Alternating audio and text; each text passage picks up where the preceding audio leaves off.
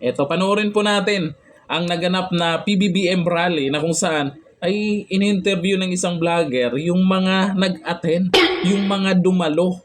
Nako, ang nakakagulat dito, ang sigaw nila, Duterte pa rin. Anyari, nandyan sila sa rally ni PBBM pero gusto nila Duterte. Ito, panoorin po natin at kung ano kayang dahilan nila, no? Ito yung video. Kuska yan, kuska! Duterte. Duterte pa rin. Ay, una. Duterte. Pasabas. Duterte pa rin. Tingnan nyo naman, tawang-tawa sila sa Kamo, mga ginagawa si ate nila. katawa. Nandyan sila. Ikaw Gusto tayo, ikaw nila tayo. Duterte. Duterte pa rin. Duterte pa. Ikaw boss, Duterte pa rin. Duterte pa rin. Duterte Marcos. Siyempre, Duterte ta. Wala Duterte. kita si Duterte kay dagan naging mga adik-aning Gani. Pilipinas. Oh, di ba? Duterte. Oh. Ana. Tuwang-tuwa sila sa pinagagawa nila, no? Parang nang-aasar lang, no? Nagrarally ang mga yan dyan, baka lalong mainis lang pag napanood tong video na to. Ang importante dito, alam natin na yung mga nasa rally nila ay hindi talaga sila suportado. Alam nyo ba kung bakit? Ang karamihan po dyan pumunta dahil sa ayuda. Alam nila, kahit saan mag-rally ang mga yan, may ayuda. Ang dahilan nila, kaya pinuntahan nila yung ayuda na yan, bakit naman? Pera din naman daw ng taong bayan yan. Tatanggapin nila yung ibibigay, pera man yan, at kung ano man yan, pero pagdating sa botohan, Duterte pa rin. Nako. Sana mapanood po ito ng team ng, ano bang team yun? Team Polvoron, Team Kinyeg. Ang karamihan, ewan ko kung anong team yan, ano bang team yan? Sabi nila mga ganun daw, pero alam ko Team Marcos yan eh. Pero, ang karamihan, gusto Team Suka. No, pati yung mga nag-attend dyan sa rally na yan, gusto nila Team Duterte. Yan mismo, sa video na yan, na napanood nyo, ay talagang nagpapatunay na ang karamihan talaga, Duterte. Luzon, Visayas, kahit lalo sa Mindanao. 'Di ba? Kasi po nagising na ang karamihan, ang daming nagsasabi na nabudol. Isa na si Rowena Guanzon. Tawang-tawa dahil hindi tayo nakinig sa kanya.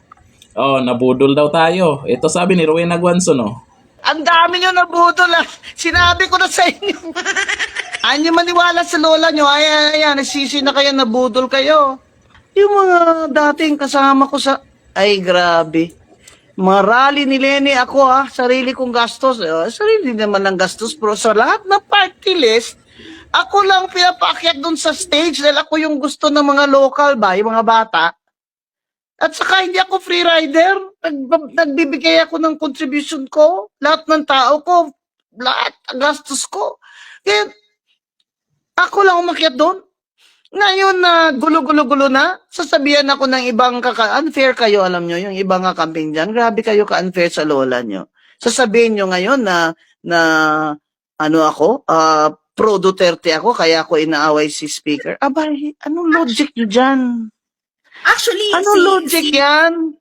si Ma'am Consistent Beth. naman ako, di ba? Sa kampanya ko, sinabi ko, sige, paupuin nyo si Marcos, hindi na yan aalis.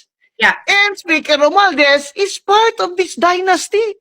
That's why they want control.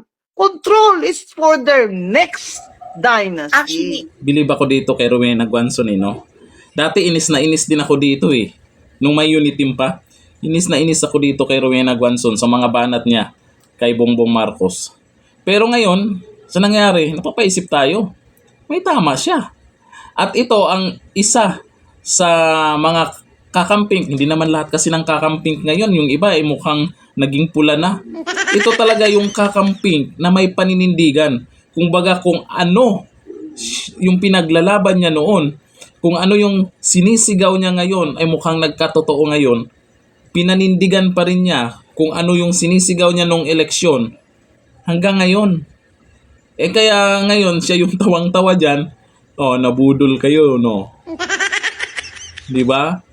Ito si Rowena Guanzon, isa din ito sa mukhang ginigipit din di umano dahil yung party list niya, dapat nakaupo na sila. Pero, lumapit na to sa sa korte. Nako, si Romualdez, korte na naman.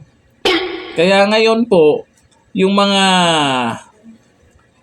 magagandang sinasabi, banat sa mga suka, wag nang magpapabudol, nabudol na nga eh. Kaya doon sa mga kakampi dati ni Rowena Guanzon, suportahan nyo na yung kandidato nyo. Hindi yung mukhang galit pa rin kay sa mga Duterte. Itong mga kasamahan kasi ni Rowena Guanzon dati, itong mga ibang kakamping, galit sa mga Duterte. Pero hindi nila nakakalimutan na ang kanilang binabanatan dati, itong si Pangulong Bongbong Marcos. Yun nga lang, yung mga Duterte at mga Duterte supporters ay sinuportahan po itong Marcos dahil nga unity, napaniwala tayo doon. Kaya nga tawang-tawa si Rowena Guanzon nabudol kayo, no? Totoo naman Aminado naman kami niyan. Halos lahat naman ng mga Duterte vloggers, aminado din naman na nagkamali sila ng sinuportahan. Kahit mismo si BP Sara, nagkamali din po siya na pumayag dyan sa magaling makiusap ng mga Marcos. Yun pala, pag nakuha na yung power, huyo kayo. Huyo tayo. Di ba? Naibalik sila, bakit? Dahil sa mga Duterte. Naibalik sila sa mga Malacanang. Sino yung naging dahilan? Dahil sa mga Duterte. Kaya ngayon, mapapabudol pa bang muli? Wala na. Kahit anong gawin nyo, makikita natin, social media man, makikita natin yung suporta dyan ng mga, kung may nakasuporta pa, kasi mukhang pinagtatawanan pa rin sila ng pinagtatawanan ngayon, mismong followers nila, pinagtatawanan sila. Kahit sa mismong rally, mapapansin nyo naman, kalain nyo pag nagrarally, ay yung pumupunta ay Duterte supporters din naman. Tapos pag lumabas, yung isang pinakasikat, pinakakilala, ay hindi pinapansin. Pero pag sa Team Suka, pag lumabas na si Tatay Diggs, hindi na kailangan manghingi ng palakpak. Hindi na kailangang kausapin yung tao na pansinin nyo naman, palakpakan nyo naman. Hindi na kailangan.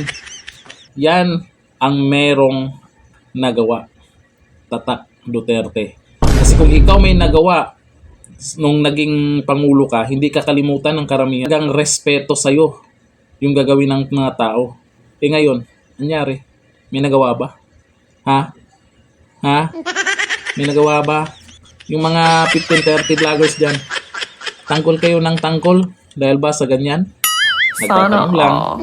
Dito lang, thank you. Bye-bye.